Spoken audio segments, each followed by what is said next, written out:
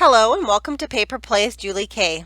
Welcome everyone, and thank you so much for stopping by to check out my latest video. And today I'm here with my completed Junk Journal January journal, and it ended up being way chunkier than what it probably should have been. And you know, I had already kind of had my spine pre-made, and I wish I would have made it a little bit bigger, and I wish I would have done 3 signatures instead of 2 as I was going along, but it is what it is, and I love how it turned out. And I just wanted to share the completed one with you guys. So I did start off with a Reader's Digest cover, and I left it kind of as is, other than I added the stamped Junk Journal January, and I added a closure, which is just some like cotton, like crochet type trim that I had in my stash. I also had this wonderful little piece that was embroidered that I got in some Happy Mail, and it was just a remnant, and so I did add that to the spine because it was perfect, and so I wrapped that around the spine. And then I also had this wonderful trim that I got from Rose, and so I did add that also because it was just perfect to kind of clean up my edges a little bit after I had glued this down. And I do love how it turned out. And so I'm just going to do kind of a quick flip through. I do have videos for every day of the journal where I created each of the pages with you. I did a craft with me type video, so I'm not going to go into much detail.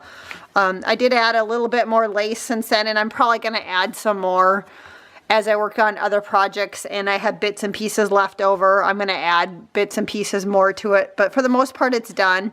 I did go ahead and I added the journal card onto the Junk Journal January prompt list onto a little journal card, and added some trim to the top of it just for the pocket. And so I am going to take this out so that we can kind of do this together, so that I can at least point out each page what the prompt was as I go through. And again, I do apologize, it is way chunkier than what I would have liked, and I have a big gap in the middle just because I had to leave that so that all my signatures would fit in here. But I guess that's what we learn. We learn from our mistakes, and I should have not had a spine already kind of sized out. I should have waited until I was done, but I didn't want to completely tear it apart and start over again. So, but the first day prompt was cover, and so I took a cover of a music sheet and I used some of it here to make the pocket, and also this pretty little piece. And every day I also stamped the numbers for the day, so there should be a number on each entry. So that was number 1, and I love how that one turned out. I do have a subtle, as you go through the journal, I did try to pick out different tulips as I was digging through my stash. So this was the first of the tulips, and then also it says tulips right there.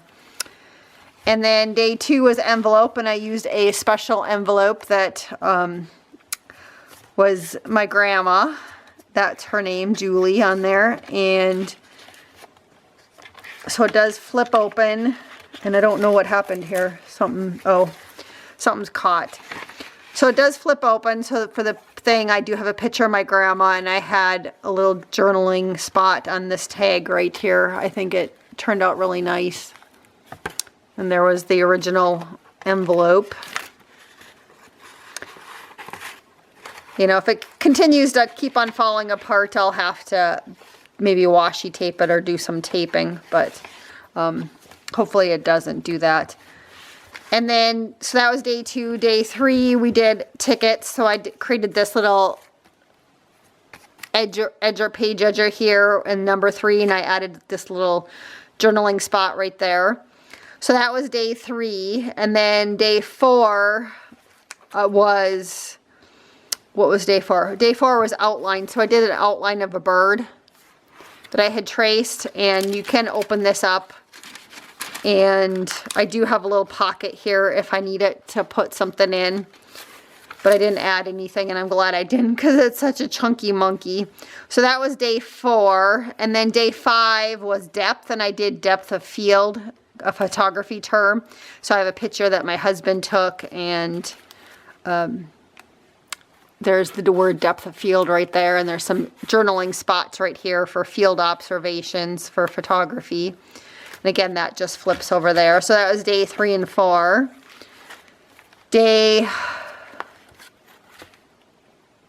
Oh no, that was day 5. So 3, 4, and 5. Day 6 was embossed, and I did some embossing on this different layout, and I love, again, how that one turned out.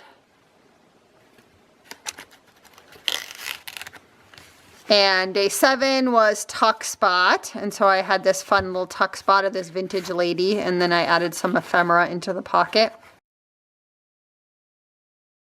Day 8 was antique, and I used antique paper, and I had the word antique. I also had some antique trim that I added, so I do love how that one turned out. And then day 9 was hidden, and so I had a little hidden journaling spot underneath here for day 9. And then day 10 is trim. And so I kind of did this little layout. There is a journaling card in here that can pull out because that's a window envelope that I added to the page. And so I had some pretty trim here, and these are all different types of trims, all the little pink spots.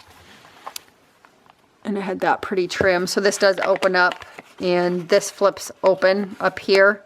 So there's a journaling spot here, and I had some more little lace trim, and there's also some pretty lace trim here and some extra journaling spots right there.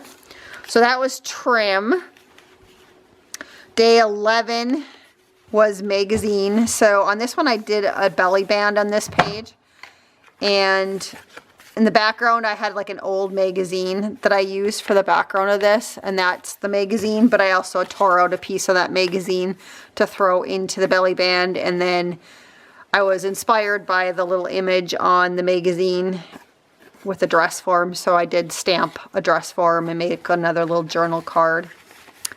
And I believe this belly band does open. And then this was part of the magazine that one of the headlines, do you want a dream figure? So I just put that in there again. I kind of felt like it went with the dress form on here and the paper, scrapbooking paper I used to make the belly band. So that was magazine. The next day was overlap. And so I did a lot of overlapping, like this little card right here overlapped onto the next page. And then I had like trim that overlapped. I had this journal card right here that flips out that overlapped, and I had lots of paper piecing on here that I did a lot of overlapping with and made kind of a collage background with it. So that was day 12. Day 13 is opaque, and so I took that kind of as this background piece was transparent paper, and then like this was opaque.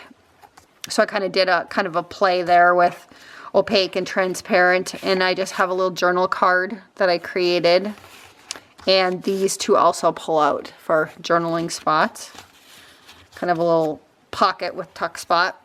So day 14 was balance, and I kind of took that, you know, the composition's balanced with the colors, and then I also took like a little ballerina that's kind of balancing on her foot there. So that was day 14. Day 15 is neutral, which I think this is probably one of my favorite layouts, along with the antique page and the hidden page. I just like these neutral colors. And so this one, I do have a little pocket here, and I just use lots of neutral papers and kind of did like a little bit of a nature botanical theme. And there's a little spot that pulls out here also. And up here, this tag also pulls out. And then again, this one I did have a little tulip there. And let's see the next page. Day number 16 was unfold. So I did this kind of fun little layout right here. And this unfolds with a little tuck spot there. And then again, it unfolds so you can journal on this whole back side of the paper. And then I created a little pocket with a tag behind there. And then this also is a little tag. And day 17, which I also really like this page too, is fragile. And so I created it on a little bit more fragile piece of vintage paper. This little paper script in the background was very fragile. I also talked about hearts being fragile. and babies being fragile. So I had that, and then there's a little journaling card in that pocket that I created. So that was, again, was one of my more favorite layouts, these two in the book. And let's see, day 18 was bright, and so I used a recycled bag that I had, and again, tulips that were brighter colored, and created kind of a side belly band. And then I cut out what brighter possibility are you choosing to believe for your own life. That was something that I got out of a magazine. So that was 18. Day 19 was bubbles. And on this one, I created the background is all bubbles. And I kind of created like a nautical theme or down by the beach type theme with some journaling cards, and there's some seashells right here. So I do like kind of how that one turned out too. Day 20 was tissue. So if you look back here, I used tissue paper that I stamped on. And I created another little belly band tuck spot with ribbons. And then I had used some ephemera that I already made before with some window envelopes on that one. So I thought that was kind of another fun little layout. And then day 21 was map. And so this background is map paper. And some of the scrapbooking paper also has some maps on it. So like if you flip this down, I have these 3 pieces then that open up, and you can pull them out, and there's a spot to journal on. But again, you can see the map paper behind that. So all 3 of those do come out. So that was 21. 22 was repeat. And what I did for repeat is I had this pocket in here, so I repeated some of the previous prompts for this day. So I did like the antique one, there's the ticket, there's part of a envelope on it, one of the magazine pieces. I did use part of the doily that I used from the Fragile Day. So there was a lot of stuff on this one that repeated. Also on the back, I repeated some of the map paper and the tissue paper on the back side. And again, repeated my kind of overall theme of tulips. I had some washi tape with tulips. So that's what I did for the day number 22 with repeat. Day 23, I did a little bit more mixed media background with the newspaper. There's some newspaper, which is the prompt. And I painted over it and I stenciled over it. And I had a couple tags that I added to the pockets. And I added the piece of ephemera with a typewriter and did day 23. So day 24 is line. So again, I had a pocket here. And so I just created a little journal card for line. I used the stamp that said just a line.